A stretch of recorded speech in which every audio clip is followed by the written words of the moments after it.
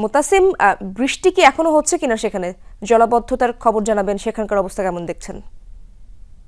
বৃষ্টি নেই এবং গতকাল রাতেও বৃষ্টি হয়নি, তবে টানা 3 দিনের যে বৃষ্টির রেশ অর্থাৎ জলাবদ্ধতা অতিরিক্ত পানি সেটি কিন্তু এখনো রয়ে গিয়েছে। আপনার যে একদিনে 17 সেন্টিমিটার বেড়েছে সেটি গতকাল রাতে এবং এখন বৃষ্টি না হওয়ার কারণে 4 থেকে 5 সেন্টিমিটার কমেছে এবং পানি জলাবদ্ধতা কি পরিমাণ সেটি নিশ্চয়ই আমি কিছুটা দেখাতে পারছি। এখানকার প্রধান সড়কের পাশের যে সড়কগুলো রয়েছে সবগুলো সড়কে এখনো পানি রয়েছে, কোথাও হাঁটু পরিমাণ, কোথাও হাঁটুর নিচে। বিশেষ করে নোয়াখালীর স্টেডিয়াম পাড়া, আল ফারুক একাডেমি, মহিলা কলেজের সামনের সড়ক, সবগুলো সড়কে এখনো আসলে অনেক পানি রয়েছে। সেখানে এখনো যেখানকার মানুষদের এখনো অনেক দুর্ভোগ পোহাতে হচ্ছে এবং যে নিচতলাগুলো রয়েছে সেখানে আসলে এখনো পানি রয়েছে এবং নিচতলার অধিকাংশ এলাকার নিচতলার বাসিন্দারা আসলে ওই নিচতলা ছেড়ে তারা নিরাপদ জায়গায় চলে গেছে। এছাড়া সবচেয়ে বেশি দুর্ভোগ আছে নোয়াখালীর সদর, সুবর্ণচর, কবিরহাট এবং কোম্পানিগঞ্জ উপজেলা। সেখানকার পানি খুব ধীর গতিতে নামছে এবং আপনি জানেন যে নোয়াখালীর এই যে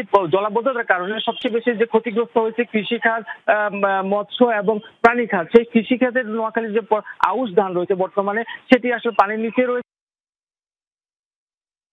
গুলো রয়েছে সেগুলো আসলে সম্পূর্ণ পানির নিচে রয়েছে এবং কৃষি বিভাগ যেটি বলছে যে খুব দ্রুত গতিতে আজকের বা মধ্যে যদি পানি না নামে আসলে সে ফসলগুলো রক্ষা করা সম্ভব হবে না।